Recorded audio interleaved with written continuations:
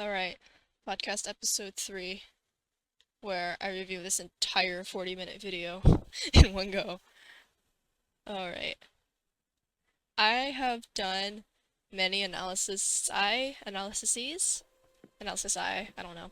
I've done a lot on Hero's Purpose before, and so I think it's about time that I do a whole ass video. Look, the parallels are already starting.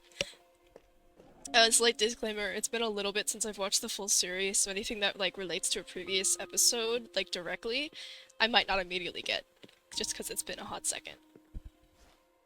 Obviously not this, because I played Ocarina of Time.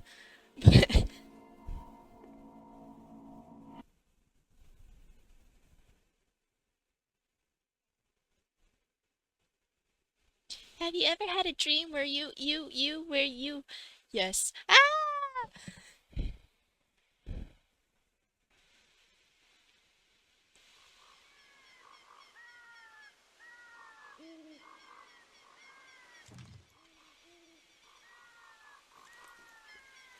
Alright, I remember this, yeah.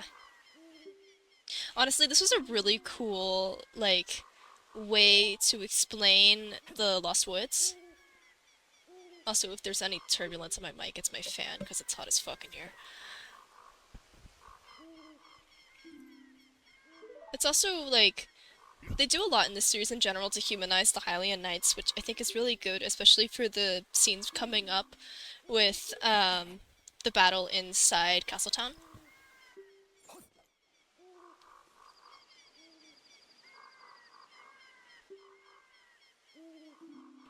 Or Hylian soldiers, whatever. I don't know the ranks of people that well.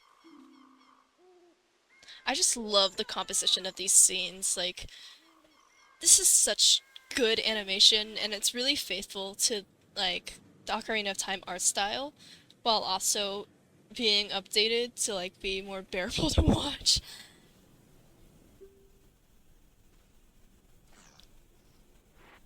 Hell yeah, Ganondorf Force.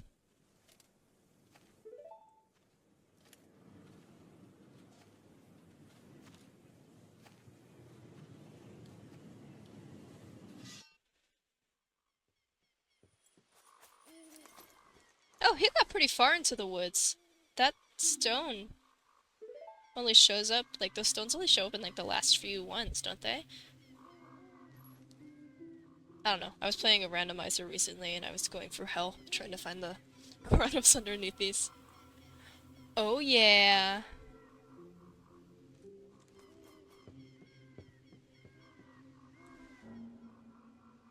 I love that they use the little forest temple jingles to like show how creepy it is. I wish we had stuff like this in the base game. I know there's enough in Ocarina of Time that traumatized the generation, but like if we had something like this, like the next step sound when her eyes go up, that's so cool. Like all of this is so cool. The slow turn, like I also love the lighting on this. It really just adds a lot. I am no expert in filmmaking, but just from what I've seen, like this is amazing. And I love how off the lighting also is in terms of this. What they do the textbook box is awesome, and they also should have done in Ocarina of Time. I don't know if that was possible with 90s hardware limitations, but anyway, R.I.P. Brigo, or Brigo, however you pronounce his name. These guys are gonna die too, I think. I've watched this episode a couple of times. Yeah, there's Ganondorf. I love his slow, intimidating walk. Like, it's so over the top.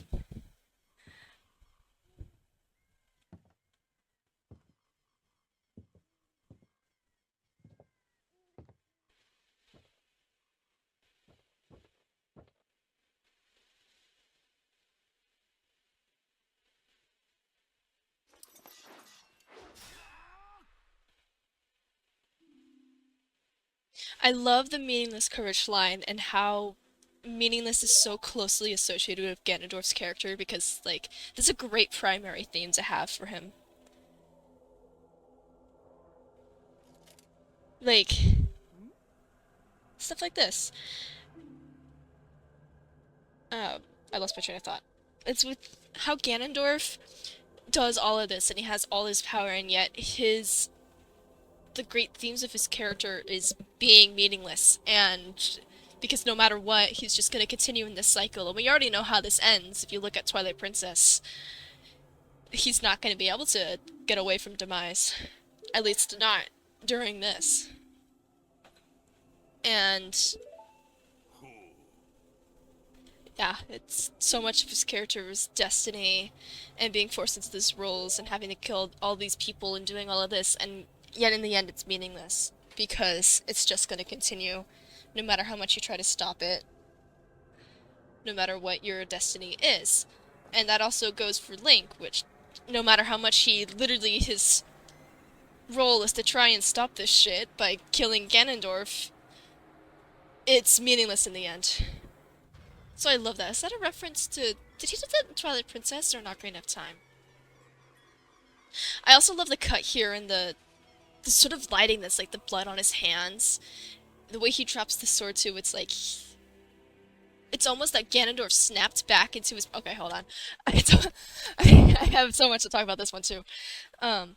It's like how Ganondorf snapped back into his mind, into these memories where he's talking about his destiny when he needs to go to the Lost Woods, because he's there to stop this anyway. It's like, you don't get to see him killing the soldiers because he physically kind of isn't, well, not physically, mentally, kind of isn't there when he does it. It's just, you know, having to do, like, it's part of his destiny. A meaningless moment, meaningless deaths, contributing to his overarching arc, if that makes sense. I don't know. This recording was enabling me yapping. I love these scenes a lot and how much references there are to other things.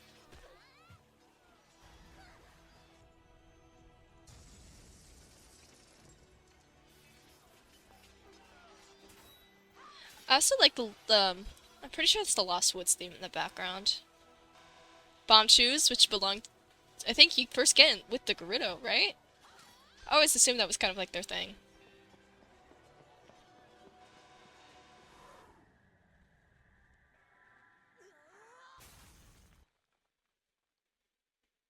I very much like the soldier that comes and rescues Impa here.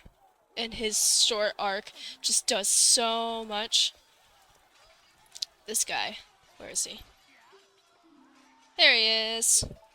Him and the soldiers behind him, and Impa remembering them later. Like, his care for Impa just shows so much and how horrid this type of war is and how it's just gonna repeat over and over later on. I mean, if you look at Breath of the Wild, like 5,000 years later, this is literally the same thing happening again and they'll all die. Except for Impa again. Impa shows up 100 years later then, too. I like the idea that Phantom Ganons are Gerudo women who put on the Phantom Ganon mask. And the idea of mass powers and transformations, like stuff like that too.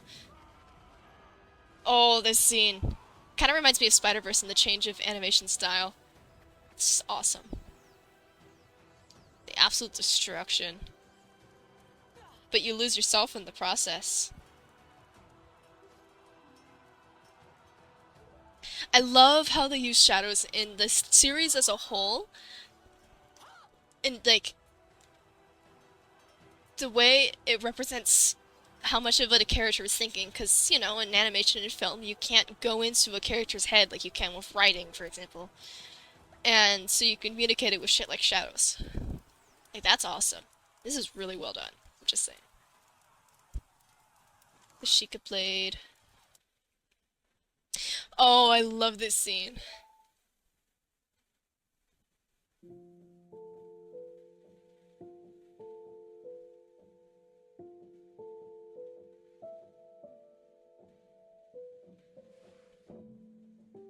Oh, never mind. The Goddess Hylian one's a little bit from now, but...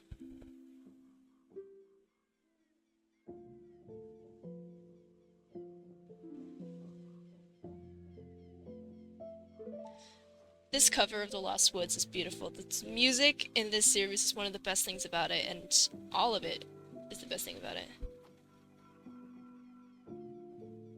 I like that Ganondorf hallucinates Link. Like, that's so interesting, because, um, you know, that soldier in the beginning,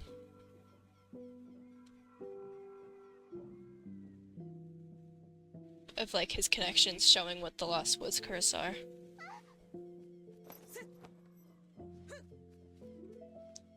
Instead of really showing his wants here, it just shows who he's connected to by spirit and who he was. Like, the green light here versus the red light here, this is what I'm talking about, right? It's staring at himself. And then the two sides there.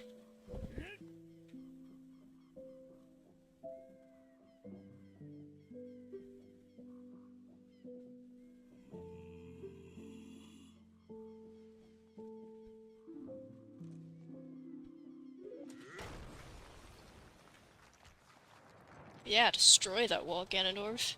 That'll help you get out of the forest.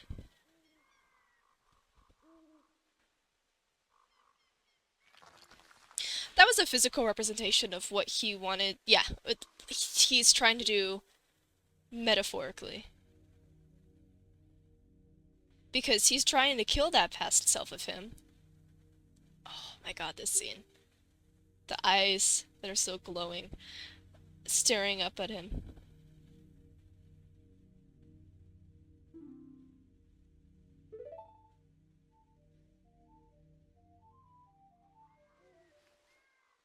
Anyway, by physically, like, destroying that younger Ganon kind of shows what he wants to do. Like, Skull Kid's role in this and the analysis of that is so good. I like how it's older Ganondorf here watching Link play that song.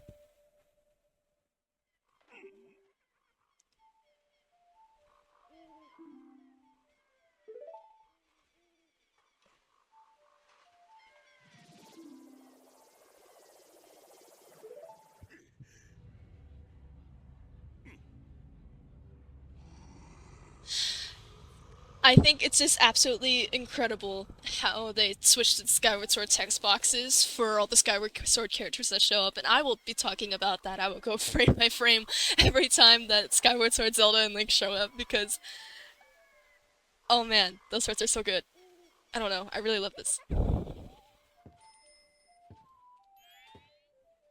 I like that he plays it too fast. He did the same thing when he first got Link's Ocarina. In the beginning of Majora's Mask, he like picked it up. He was like playing like random notes.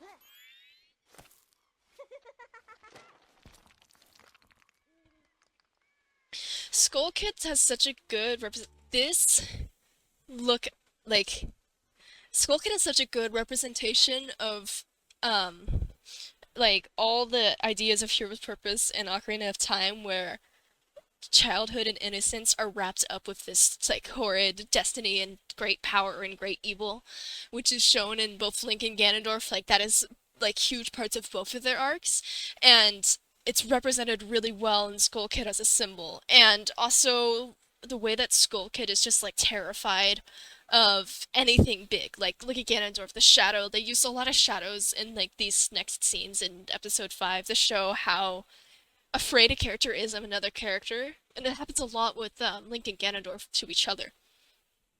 But the Skull Kid here and what's gonna happen next with the mask on Ganondorf's face, it's really good. And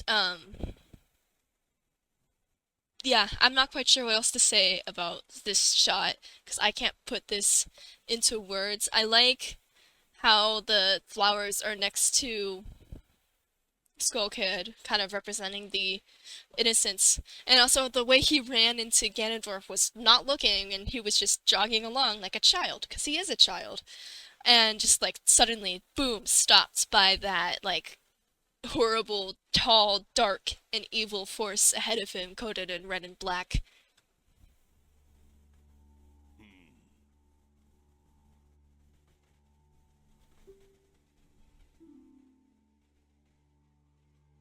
I also love how they do the eyes to show emotion here.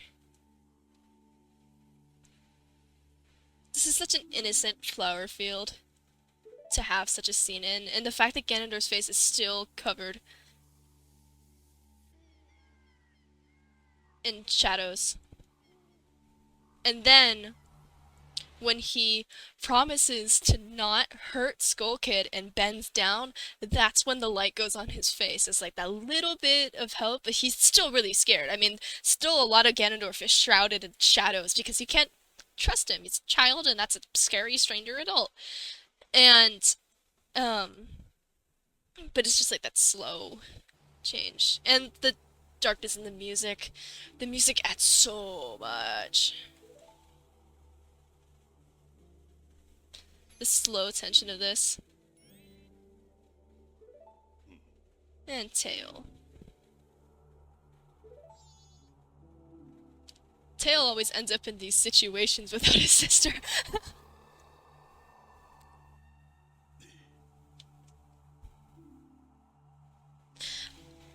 The way that Ganondorf slowly goes into begging them to help with Demise. Also, these chants in the background from the Temple of Time. Yeah, like he's begging them. Just like, please, please, can you just... Because he doesn't want to hurt them. And it's Demise that grabs Tail. Also, Tail smack cam times 2. And the chime's getting louder and more panicked, and the shaking cam as like... Because Skull Kid sees this... Why, we'll go back just a second. Like, here. Like, the slow shaking and it's so intense. Here. Majora's Mask on Ganondorf. That's incredible. The laugh behind it and everything. Because the laugh was actually Skull Kid's laugh when wearing Majora's Mask. And holding Tail like that. When he had Majora's Mask on, when you go up to Clock Tower and you talk to him, he smacks Tail out of the way right after Tail tells Link and Tattle where to go. And just in general, that, like, it's... He sees this great evil, and he sees himself in it. Like, he sees that this is what I did. Like, this is, like, he's doing what I did. He grabbed the fairy, and he's threatening me, and, like, he has this dark magic surrounding him, and connecting that with Majora's Mask, and saying, like, that means he's evil. And also the other way around. It's like, he's evil, so he's me.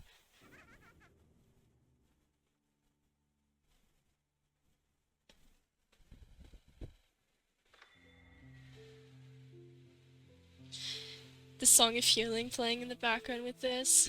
It's just so good.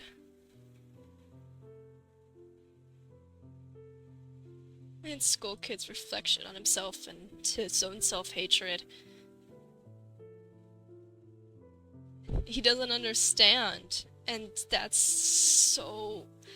God.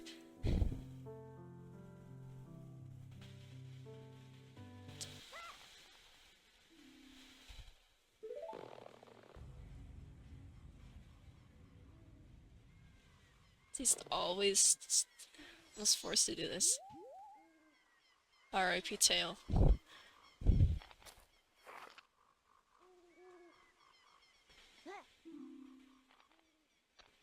He's so defeated when he does it.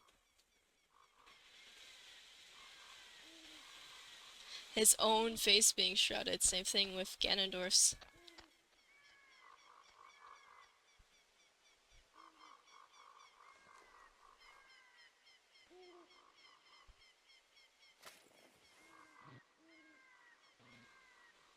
Half-dead fairy.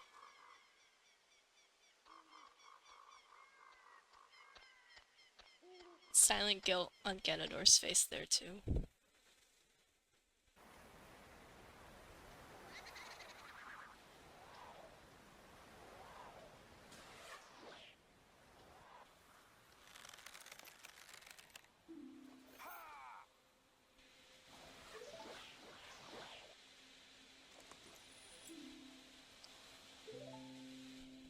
Oh yeah, if you look at the Happy Mask Salesman, He has the transformation masks on the back of him and the Fierce Deity's mask right there.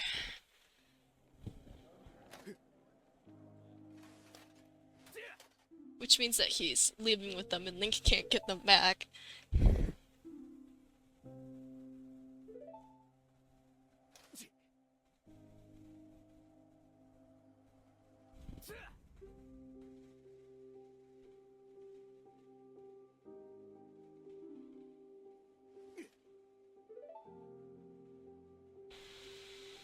I don't have too much to say about this. It's more the same themes that I was talking about earlier.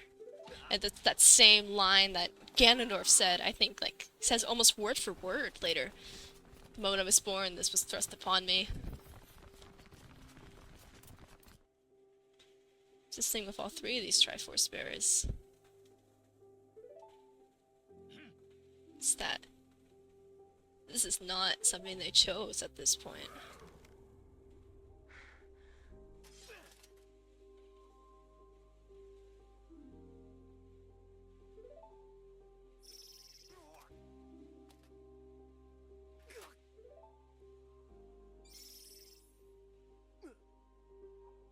I think her transformation to Sheik is awesome. Like, the magic sparkles remind me of a magical girl transformation, though. But this is a great moment, and I think everybody wanted to see it. I can't comment on like every single little thing at all the time because all of it is so good.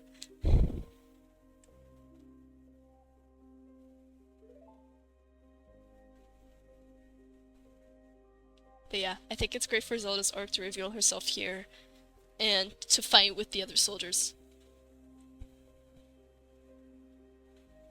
Because it's also going to contradict what Ganondorf says later about Zelda only caring about Link as a weapon. Because she's also fighting alongside Hyrule and fighting along these people, and she didn't want Link to join the army anyway. I mean, there's a lot to debate with that and what Ganondorf says to Link that's manipulation and what isn't. That's a really smart move from Info. Like, that is badass.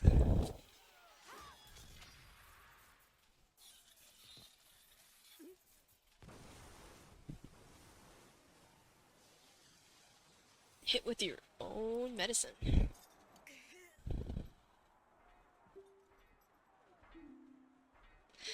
This was such a good moment. Boom.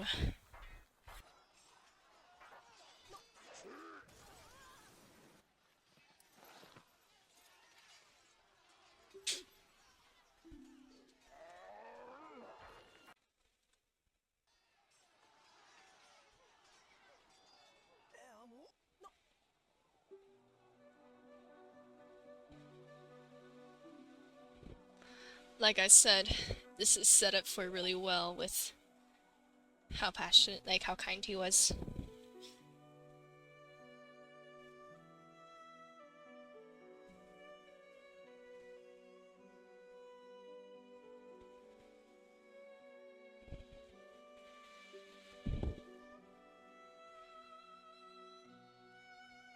This questioning also really sets up well what Ganondorf's about to say. Because it's just a cycle, and the sacrifices are meaningless. Went back to that overarching theme. And then when she says, how many more will the goddess take? Looking at the... By the way, in this soldier thing, to the left, that's the soldier who just died. And then it immediately goes to Zelda and Link next, which I think also is so much.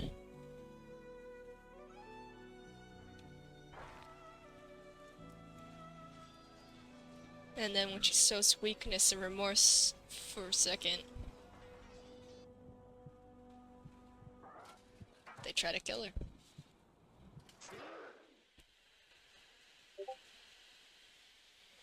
I'm sorry, those are my Discord notifications, not yours. Skull Kid shaking as he points, and he's so ashamed that he looks away from Link. And then the way Link sees Ganondorf is once again with the shadow over his face because he's terrified of Ganondorf. I'm gonna go on Do Not Disturb really quick.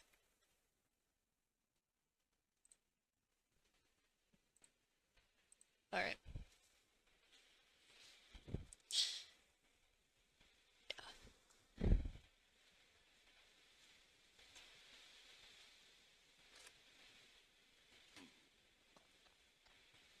Skull Kid is so defeated.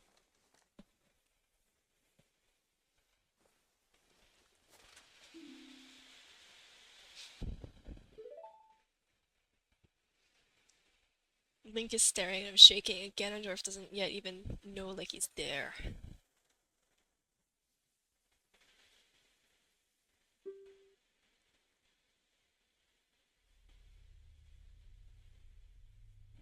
His speech to the Deku Tree is really good.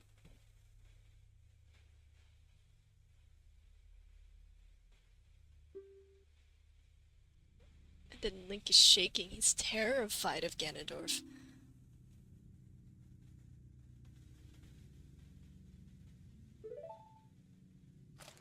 So much so that he doesn't even realize what Ganondorf's talking about.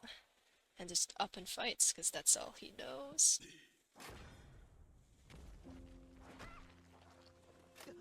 The fact that Ganondorf kind of makes Link watch, makes Skull Kid watch this with Link. And also makes Link watch with Skull Kid. Nameless soldiers. Doesn't know Link's name. Doesn't even realize. That's a lot more to the child timeline with the, it's like he was never recognized as a hero of time.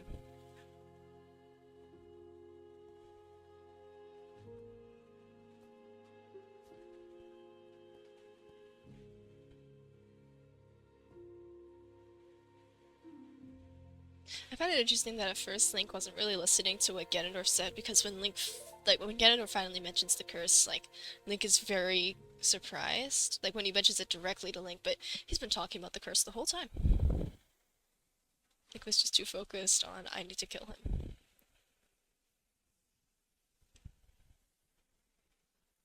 And of course, the moment that he thinks otherwise.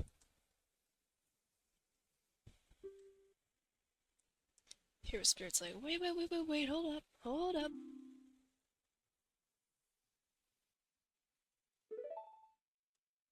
Very brave moment for the Deku Sprout.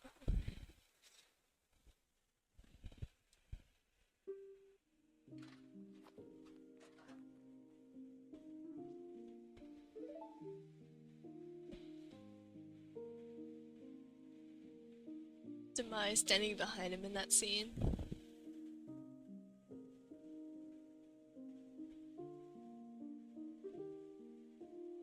My ensuing demise has enslaved me. That's my favorite line from this series.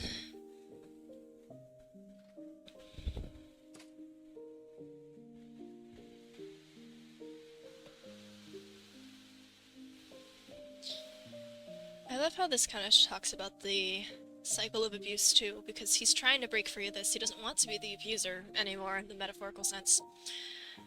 But in order to do so, he has to kind of gaslight and manipulate these people in order to let him get the emerald, and when that doesn't work, Demise steps in and is just like, okay, well, just fucking kill everybody.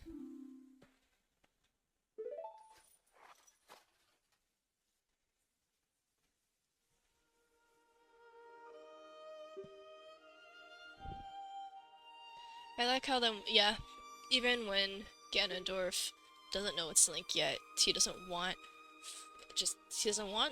average people to die. He doesn't want death. And that's why it snapped between when he killed those two soldiers in the beginning. It's because he doesn't want to. But he feels like he has to. And that's part of what screws him up in this. Meaningless. Music in this is great. Believe this is Courage playing. I might be wrong. I listen to this OST a lot.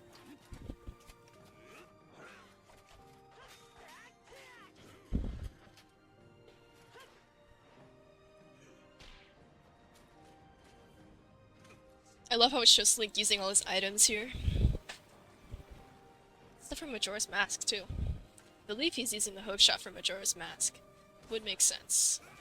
The one he uses later on, not right now. Yeah, that one.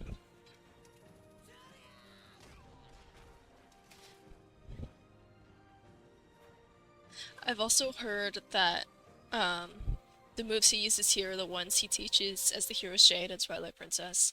I have not gotten that far in Twilight Princess, so I am not able to confirm it, but I wouldn't be surprised, and that is really cool. This song.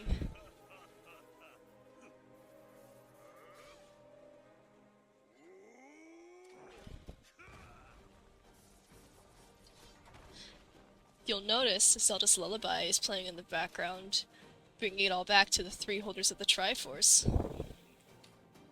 It's actually one of my favorite covers of Zelda's Lullaby. The Ablaze version. Oh damn, he just fucking grabbed Link's ankle and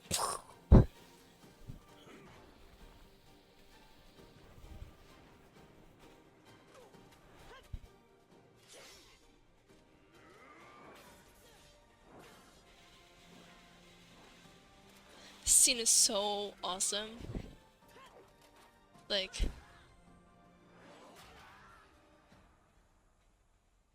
and then boom, just like later on as the Hero Shade.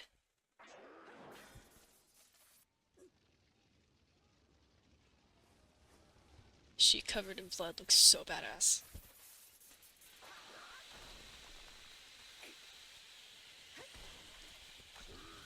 Using the Gerudo's own spears against them. This is really good at, in general, showing off his arsenal.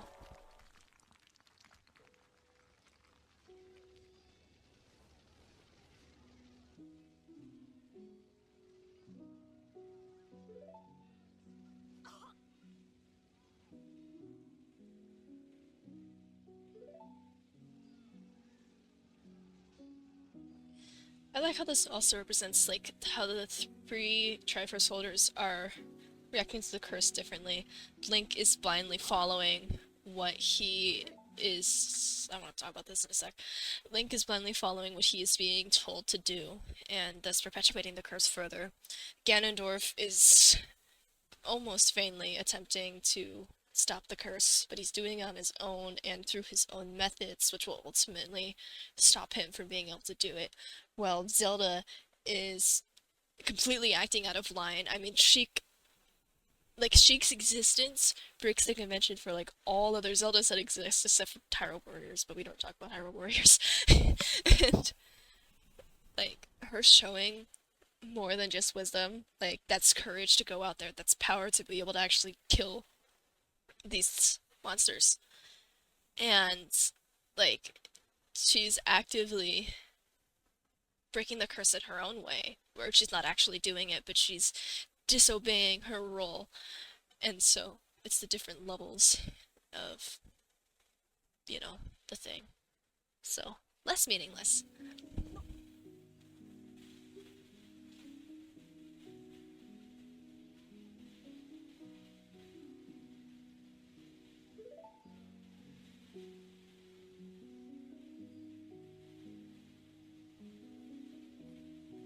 I love the pain in Sheik's expression here. By the way, this is just art history moment because I'm an art history nerd. This is a Romanesque church, and the inside is based off of Romanesque churches, and they did a really good job with it. That's more Zelda than Hero's purpose, but you know. Ow. This next scene is my favorite. This pause. Okay. Listen to this song that plays in the background. It's Fairy Fountain, but if you listen to the bottom chords, Final Hours is playing. And that's my favorite part of this. So this is younger Ganondorf here.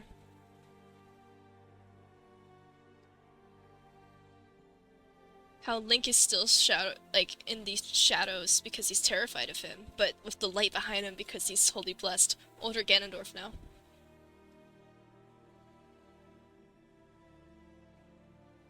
And connecting it with the boy now in front of him.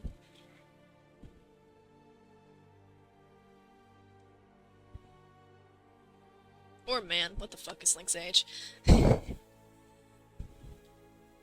And then he repeats the curse in this kind of manic laughter because he realizes that it was all destiny anyway. And of course, the person who's gonna stop him from healing himself is the other one in the curse. The one supposedly the hero. Yeah, Link is a victim here. Come here, Checkers! My cat is meowing at me.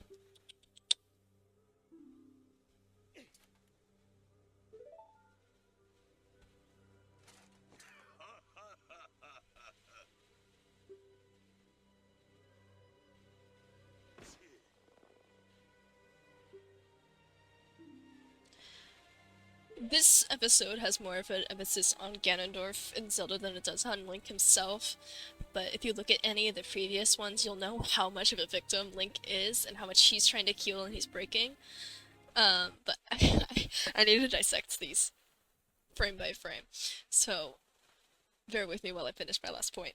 And so, with the prior knowledge of the last stuff, last episodes, you already know that Link himself is trying to heal and doing all this shit in vain because you know what's gonna happen.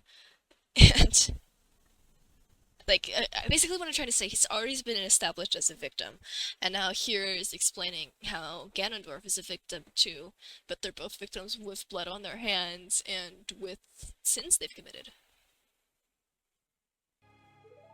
And now Ganondorf's coming with this proposal, and Link has no idea how to react. And I should say that some of this dialogue is Ganondorf resorting to manipulation and playing on Link's feelings and what he knows, because that's all he knows how to do in order to get people to help him.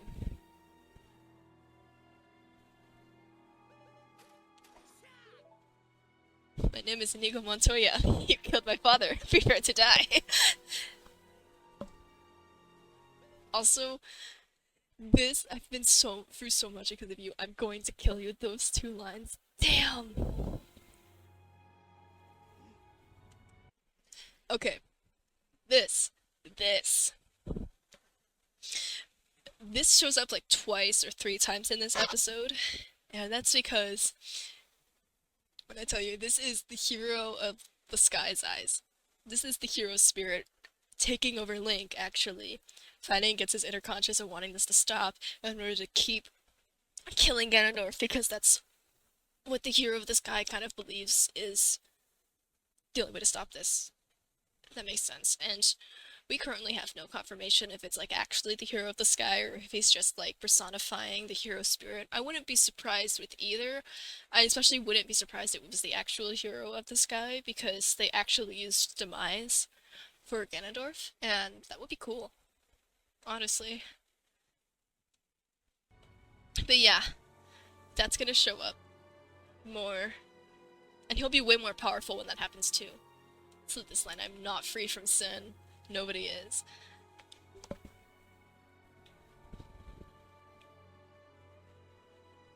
And these lines hit Link harder than Ganondorf realizes, because Link knows. Okay, I need to talk about that line, but Link knows. Link has been to the Shadow Temple. He knows about the horrors that the Hyrule Kingdom has fought for. And then him bringing out this. This is kind of where it turns into manipulation, because saying that Zelda is the one abusing Link, essentially, instead of Ganondorf being the one abusing Link, is saying, like, you know, drop her, come with me. But I mean, it works. He's using it to try to get into Link's head and make him realize, like, Ganondorf's intent is to make Link realize that he needs like to step back and not support this kingdom, and the only way he's gonna do that is by telling a little white lie in his eyes and saying like, you know, Zelda doesn't give a shit about you, right? When of course Zelda does, and we just had these last scenes showing that she does, and she cares very much, and so does Impa, and so do the soldiers except for that one guy, and so do like many people throughout Hyrule. But you know, Link has self-esteem issues, and he, you know, isn't known for a lot of the shit that he did, and he doesn't know what to do now, so he joined the army because that's all he's known, and that contributes a lot. It's like this is all you've known. You've only known to fight for this kingdom, and he knows these like little things like, yeah, I saw in the Shadow Temple that they used to torture people, and that like they're not really good people, but I'm gonna put that in the back of my mind because I was chosen by the goddess, you know, to fight for this, and I don't know what else to do in my life because he can't go back and be a Kokiri anymore because he's old now, and he can't, you know, he hasn't been running away. Like, he ran away from Hyrule for 7 years, obviously. However long that was spent in Termina, and then however long was spent, like, literally just wandering the Lost Woods. But, that, you know, all he knows, right? And then here's Ganondorf, like, probably one of the guys he's most scared of, saying, like, this. He's offering him an answer. He's saying, this doesn't have to be what you know, and also Zelda's manipulating you, so you should look somewhere else. And Link's been searching for an answer. He's been trying to find it, fighting for Hyrule, and he hasn't been finding it. And so when Ganondorf suggests this, it trips him up because that's his mortal enemy, and yet he's giving him almost what he wants to hear. He like he not what he wants to hear in terms of he wants to hear that Zelda's a traitor. He wants to hear is an answer. Yeah, see, he's starting to genuinely question it. Okay. Oh, perfect. I got it on frame. This is Skyward Sword Zelda, and actually goes back to, I'm not quite sure what that frame is specifically, but you know, here's Skyward Sword Zelda. Her laugh is in the background. It changes to "I will stop you." Those are the also brief moments that he's taken back over by a hero spirit slash hero of this guy. I'm not sure which. Of um pure like, no, focus on the goal. You need to kill him.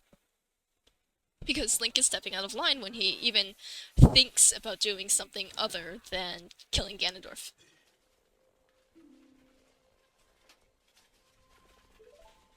And Link already, like, every time he lashes out, he goes back and, like, regrets it.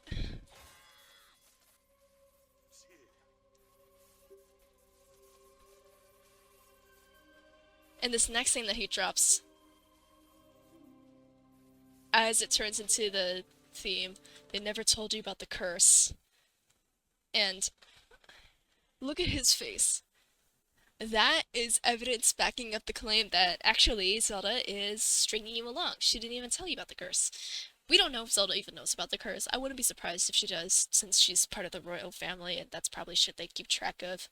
Same thing with Ganondorf probably knows of the curse because either of the Gerudo, or because of whatever happened along his time, or because Demise is literally in his head. But Link doesn't know. And even though Zelda cares about him very much, and I should clarify as a friend, I don't like Ocarina of Time as a Link. I think it's weird. Um, but you know, Zelda cares about him as a person, and she, like, what's the word? Even she like assuming that she does know about the curse, she cares about it and trusts him. She didn't tell him about it. And that's betrayal right there, whatever her reasons are, if it's to spare him or not, because that definitely would send him into a spiral. But she didn't tell him. And I wonder if she told him, would he have joined the army again? Or would he have supported Ganondorf in his quest to break the curse? And of course, Zelda doesn't want that. Just saying. Theory. Idea. And him saying, of course, no one would tell you, is furthering that idea that, oh, and there's Hilda again.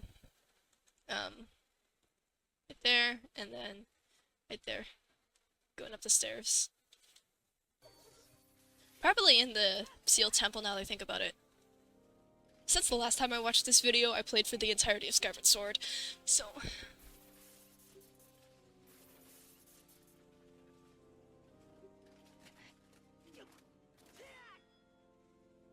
I find it interesting here that they chose to use Hylia as a, um, as the goddess that they refer to in this, when in Ocarina of Time they just refer to the golden goddesses.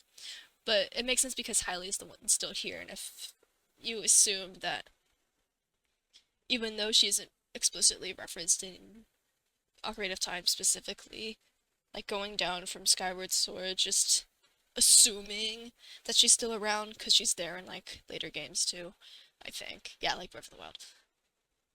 Just like assuming that she's still there, even though she's not mentioned. I don't know, just a thought. I've seen people be very opinionated when people assume that Hylia is there in some Zelda games where she's not explicitly mentioned, and I don't really think it matters because they did all the games and then they connected them. So it's whatever. That's just that's not related to this. Parallels. The parallels between them both. It's child Ganondorf, child Link, and then adult Ganondorf, adult Link, and you'll see as they... I love this shot, by the way. You'll see so much of them in the same because they are kind of the same in a way. Then he explains it.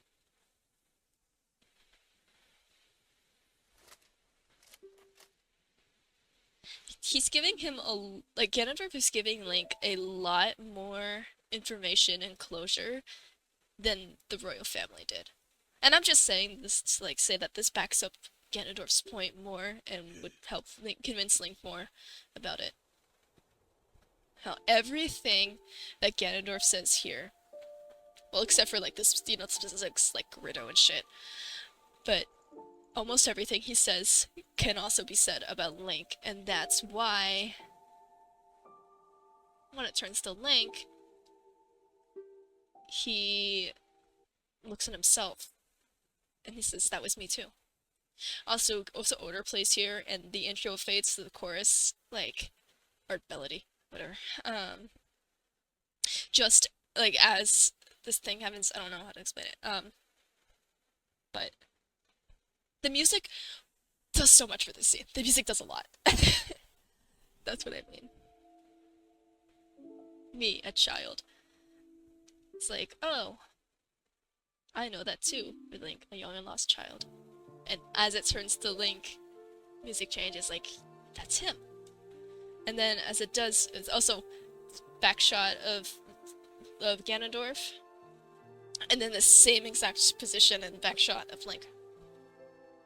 The weight of the world is put on my shoulders. A lost child. And then Ganondorf's talking about what he did, and Link is going back in his memories of everything he's had to do. I just want to say, forced to kill with Ganon, the monster Ganon, and then forced to sacrifice, the first thing he thinks of is Navi. God. I lost who I was, and then Link's breakdown from the last episode, which, by the way, is also one of my favorite scenes. And even now, that was the scene, I think, right after he decided to join the army. No end in sight. And what's so much more painful about this moment is the fact that you know that it's gonna continue. Like, even if this ends on a high note, which I severely doubt it does, you know that Link is gonna become the hero Shade. You know that he's gonna die in that armor, fighting for Hyrule. Or maybe not even fighting for Hyrule, but he's gonna die in that armor. And he's gonna die fighting. Damn. And he's speechless. Well, you know, speechless in the Link way.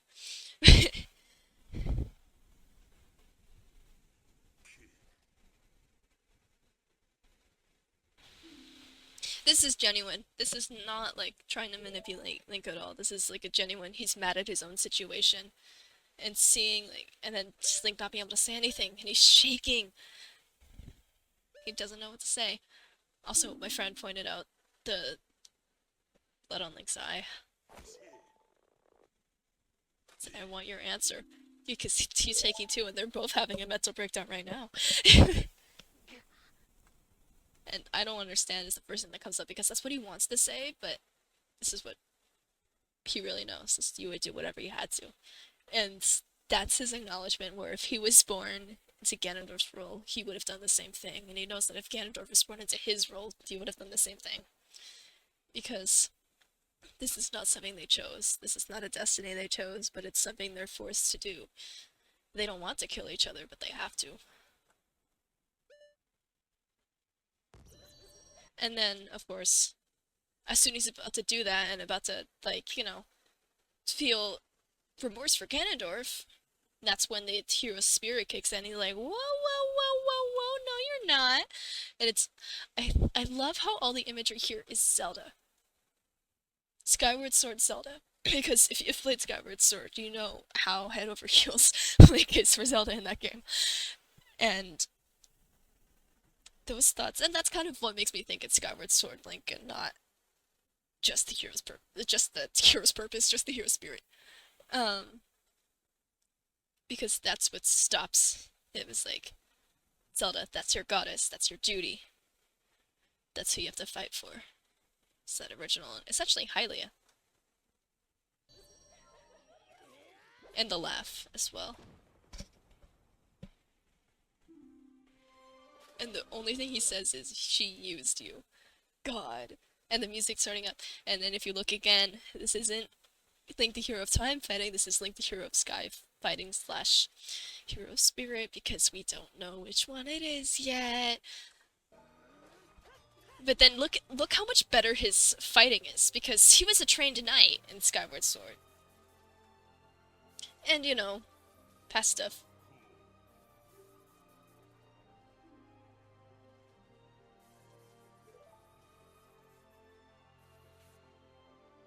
About chains and going back to Link's life, he's thinking, because now he's not anymore, not the thing anymore.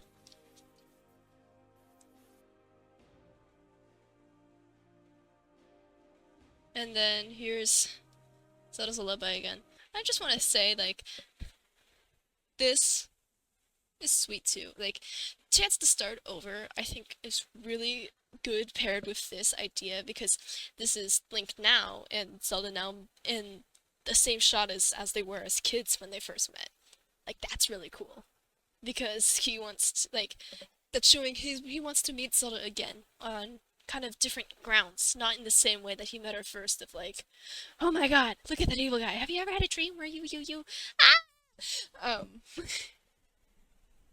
he wants to meet her like, you know, person to person, adult to adult. He wants to start over. Like Ganondorf is saying. And then Epona and Skull Kid. And be with his friends.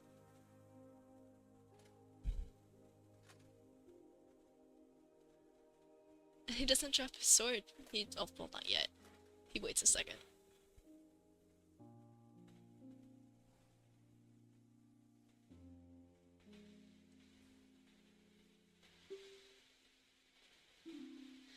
I really like how this shot, which is kind of from Ganondorf's point of view, shrouds Link's face in darkness, because Ganondorf is also terrified of Link. Which is so cool to me. How they represent that.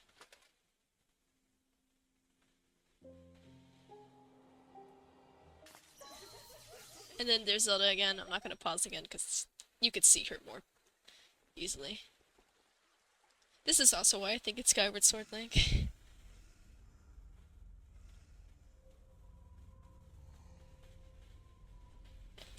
those jet blue eyes show that. Also, why is his hair blonde? His hair's brown in game. Personal nitpick. Those eyes. Hero Spirit to connect everything that was with the light eyes last time. That was Not the hero sign, that was this guy. Connecting them too. This connects to when Link says his name later. And we're back to see, and he actually gets a hit on Ganondorf for once when he's controlled by the other guy. Also, same thing again with Ganondorf staring at Link and he's all dark because terrified.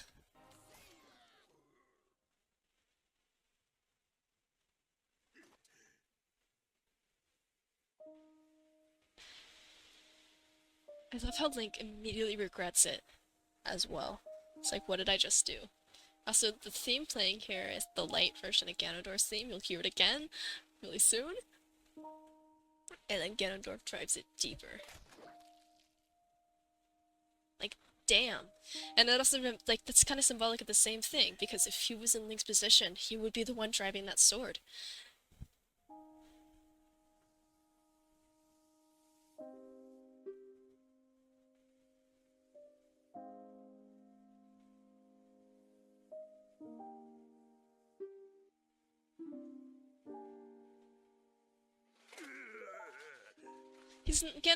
Link isn't using the Master Sword right now, but I think the same thing would go even if he was using the Master Sword.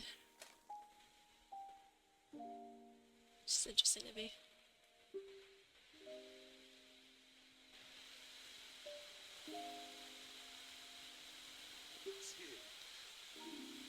And you can tell that Ganondorf isn't lying about like all of this in order to just get the emerald and get the Triforce and dip.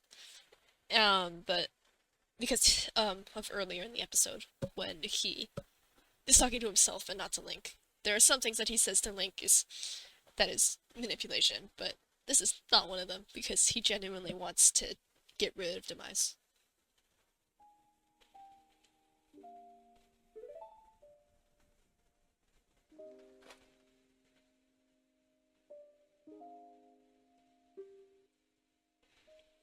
I don't know if it's possible to save myself, though I would like to believe there is a chance. That is crazy. Chance for me to decide my destiny. And that's the perfect goal for somebody whose entire character theme and plot is that everything he does is meaningless. And no matter what, he'll be strung along this destiny. And that's why he's so desperate for this, is because he wants to do something that'll be meaningful. And that is, like, beautiful. That sums up his character perfectly. Like, that's it.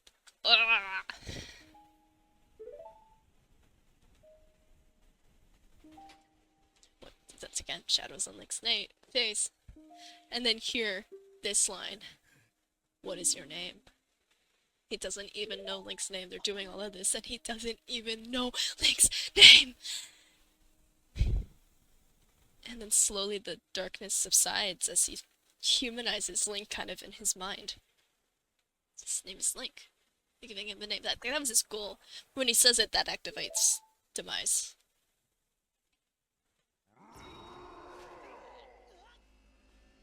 And that is so terrible because... And then this is also Zelda's Lullaby playing in the background. Worthless vessel. And it's like Demise calling him worthless again. I'll consume everything, just like the moon. But it's so, like, heartbreaking. Because him asking for Link's name was also breaking the cycle a little bit. All he wanted to do was learn something about this boy who's also cursed like him. He wanted to do something meaningful by showing emotion or like basic human connection by learning somebody else's name, and doing that caused him to do all this destruction that's about to happen. And like that's the ultimate. It's like whatever kindness you try to perform is meaningless because Demise. Like that is crazy.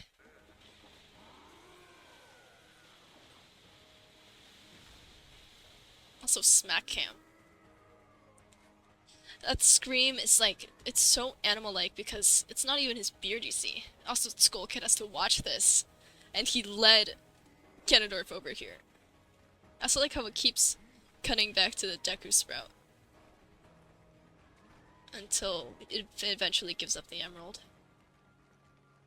As Link is like nearly beaten to death.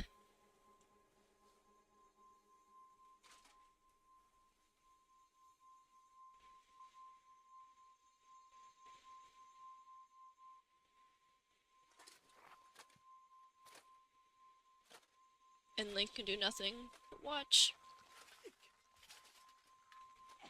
He's helpless. Anything he can do is meaningless because he did all this to fight him, and yet all this protection for the emerald is meaningless. Also, Demise, his hand is the one holding the emerald, not Ganondorf's.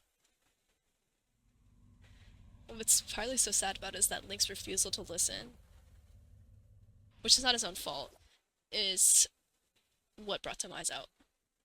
It was the hero's spirit going back trying to defend itself, and its need to kill Demise because it senses Demise in Ganondorf, and that's why it doesn't want to listen to anything Ganondorf says. That is what brought Demise out. Ironically, trying to kill Demise is what further expanded Demise's influence. Like, that's like, oh my god! You know? The light version of Ganondorf's theme is playing again here.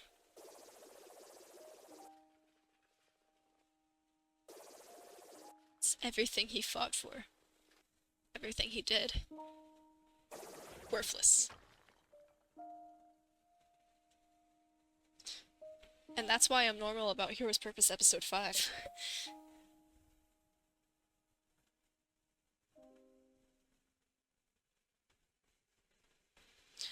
The fact that it plays the light version of Ganondorf's theme on,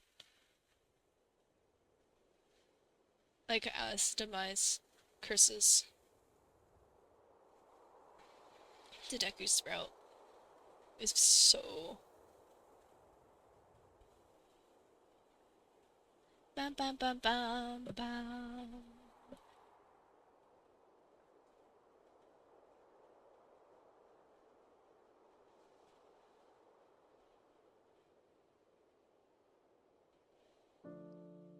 Look, it's Mr. Short Pants. And then the Ballad of the Goddess playing. That's also why I think it's Skyward Sword Link. I kind of hope it is, because I think that'd be